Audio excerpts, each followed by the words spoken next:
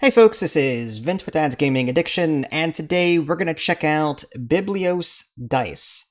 So this is the digital adaptation of a tabletop game, one that I do not own. I do own the original Biblios, which was cards. Biblios Dice, as you guessed it, uses dice. The tabletop version, I checked Board Game Geek, was released back in 2015. I had no idea it existed. So I'm kind of glad that I stumbled upon this and I asked for some keys and the developer was kind enough to send me some, so thank you for that. So I did play the tutorial and I got through an entire game, and there's a couple of things I would like to see changed, but for the most part, it's very reminiscent of Biblios. But there's also another game called Castle Dice that I have in my collection, where players are drafting dice to build cards in their kingdom and hire people and different things like that. This has a similar mechanic where a bunch of dice are rolled and players will draft these dice and get different benefits. So it kind of takes Biblios, the card game, and then this Castle Dice rolling game and sort of mashes everything together. And it does it well, in my opinion.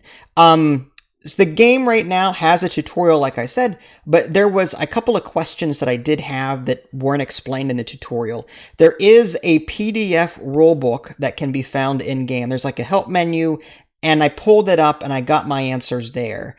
I'll explain them as they come up. One thing I will note, there is a 2-player variant in the board game, but when I actually go to play the video game here, you can't do it.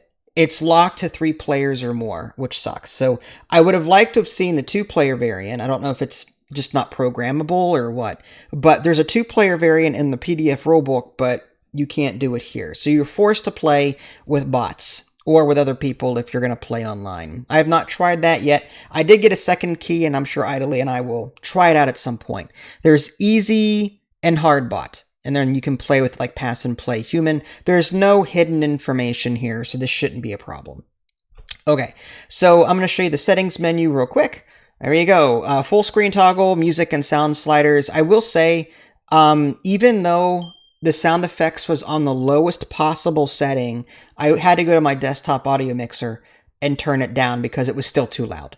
So just be warned, this may not be low enough for you. You may have to go to your audio mixer and adjust it that way. All right, so let's go ahead and hit play, and I'll explain as we go. Okay, so this is the board, and there's a little bit going on here. Your goal is to increase your cube color up the tracks, okay? I am blue. So I've got a blue cube in the black column. I've got a blue cube in the blue cube in the green column, and so on.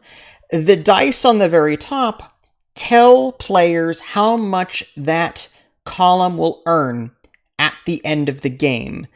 And that point value will be doubled for whoever's in first place, who has gone farthest up the track. For that person in second place, it's whatever the value is. And then whoever's in third place, that value is halved.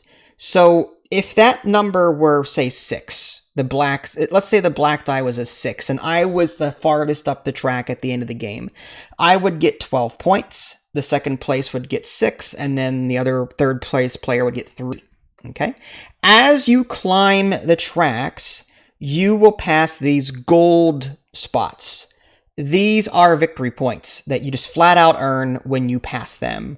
I believe the first player to pass them gets more, something like that. I've only played once so far. But basically you want to get there first so that you can score on these points. In addition to that, on the right side, there is a bishop column. And this is not in the original Biblios game. You will roll dice, and sometimes you'll roll a bishop's hat. You can move your little cube up the track as well. And this is one of the things I had to complain about, is that the way this works is when your cube hits that purple spot, like the 1, the Roman numeral 1, the 2, and the 3, I looked in the rulebook. There are bishop tokens that are supposed to be drawn and resolved. I do not see the bishop tokens anywhere in this game. The only way I knew that they existed was because I read the rulebook. It's page 14 in the PDF rulebook. Bishop tokens. When you cross the 1, take 1 gold and move up 1 space in any resource track, and so on. So, like, you get bonuses for crossing these bishop hats, but I don't see them anywhere here in game. I think that's a mistake. I think that they should be listed somewhere. If it is, I don't see it. So that's one thing I would like to see change. It's something I actually had to look up in the PDF rulebook because it didn't explain it very well. The other thing that the game didn't explain was when you reach the top of the track, let's say that I've reached the top of the black track and I take the black resource die. That means I would go up that track, but because I'm already at the top, I would roll a die and another one would go up at random. Whatever the new die was, whatever I rolled, I would go up there instead. Okay? Again, the game didn't really explain that. When I was taking dice and I was already at the max, I saw my cube go up. I'm like, well, why did that one go up and not this one? I read the rule book and it said, when you reach the top and you take that resource, you roll the die and you move up somewhere else. That's the gist of it. So there were some like rule clarifications that needed to be done, I think. Anyway, lastly, there's a little 0 out of 7 little marker. Okay, that's the market. Every time the donkey is rolled or comes out, whatever, that number goes up. And when it gets to the maximum 7 out of 7 or more, the active player for that round will split the dice up that have been rolled, and then you bid on them with cards. And whoever's in first place gets to take the first pile, and whoever's in second place takes the other pile. Whoever's in third, fourth, fifth, whatever, doesn't get any dice at all. So you have to bid for those dice during that market phase. I'm going to go ahead and roll the dice and show you what I mean. By the way, you can re-roll dice. You can lock what you want in and re-roll them by paying a victory point. You start the game with 1 and 15 gold.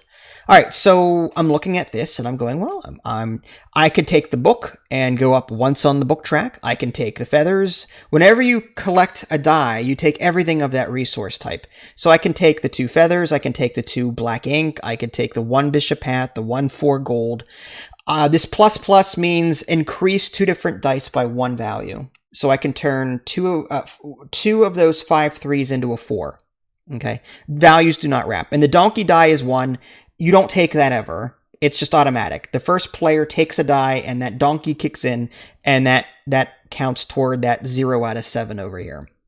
I'm going to take the feathers because why not? I move twice up the track. You'll notice that the early spots have negative points. You'll get those if you hang around too long. So someone took the plus and increased the black and blue columns. So I need to really push up those. I'm going to go ahead and take these black ones here. All right, someone took 4 gold. Someone took the bishop's hat.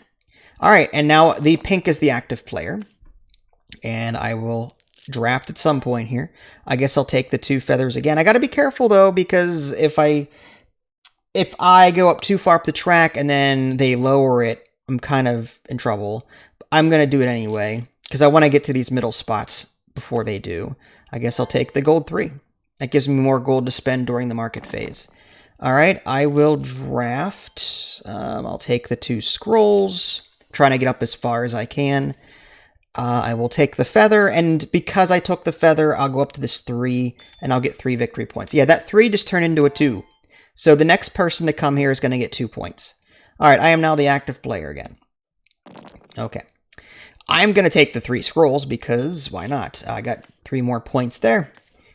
And I'm tempted to take... Actually, I'm going to take the plus here because I don't like that. I'm moving that back up to a 3. Someone lowered it because I was moving too far up the track. 3 bishop's hat. Okay, so the market hit. Now we have to bid on dice. I really want those dice on the left. I might go all... I'm going to do 5. All right, so it's back to me. Pink bid 6, yellow bid 1. I'm going to bid 2. Okay. Back to me. I'm going to bid 3. And they're stopped. So I bid 10. I'm in first place. I can choose one of the 2 piles. It's going to be that one, clearly. When you reach the gold sections of the hat track, the church hat track, You convert your leftover gold at the end of the game into victory points based on the conversion. 5 to 1, and then eventually 4 to 1, then 3 to 1, 2 to 1. But you have to get up there for that to really happen. Okay, so I could do another bishop's hat. I kind of want to go up the ink because that is a 4 right now. I'm trying to get to these middle ones before they do. I am going to take the bishop's hat. Okay, and now yellow is the active player. I might take... If I take the 2 scrolls, I go up here. I'm going to wait on that because this die is red. That sucks. I'm going to take the 2 bishop hats. All right, so I've collected 1 gold, and I can move something up by 1. I'm going to change this die into a 3. Oh, I can move up the track. There's no undo button. My bad. Well, that's fine. I will take the 2 scrolls and move up even further. I am now the active player. That's what I mean, like, sometimes if you're not used to the game, iconography like that might mess you up. I'm gonna, even though this is a 2, I might take this. I mean, I can't pass that up. I'm trying to get to those 5s quickly. I'm gonna go ahead and take the 5 so I can bid more on the next market phase, because that donkey's coming up soon. Okay, took that. Alright, so I have a choice. I kind of want to get the ink and move that up. Although I can take the scroll and get the 5 points, but no one is in a rush over here to do that, so I'll wait. I'm just going to take that. And the plus, I'm going to take that, increase that, and increase that. I'm trying to get points at the end of the game for that. Alright, we're back to bidding again. I like both piles. I would like the right one. I'm going to go ahead and bid 4. I'm going to bid 3. Their total is tallied. I'm going to bid 1. See what other players do. Okay, they stopped. I'd be happy with one of them. Yeah, I'll pass. I'm in first place. Okay, so I guess because I passed first, I got it. So which one am I going to want? I think I want the black ink. And yeah, and the money. I need the money so I can continue bidding. All right, so because I went up twice on that... Look, stuff is happening in the background because this is still here. It looks like I got more gold, possibly. I'm gonna take the feathers, and in doing so, I'll move up twice somewhere else. I think. Alright, I guess I'll move up the ink. This 3 will reset one of these dice to a 3. I could reset the red one to a 3, but I kind of want to get up to this 5. Alright. Roll dice. I am the active player. I think I'm going to take... I could take the 2 bishop hats. The game is over, I believe, when someone gets to the top of the hat track, or when... so many of the cubes have reached the top of the 5 tracks. I don't remember what exactly it was. I have the PDF rulebook open just as a quick game end. When 1 marker reaches the top space of the bishop track, or any 4 markers reach the top space in any of the other resource tracks. So I could get really close to ending the game by taking 2 of these bishop hats, but I kind of want to get to this so I can get 5 points and get to the top of that track.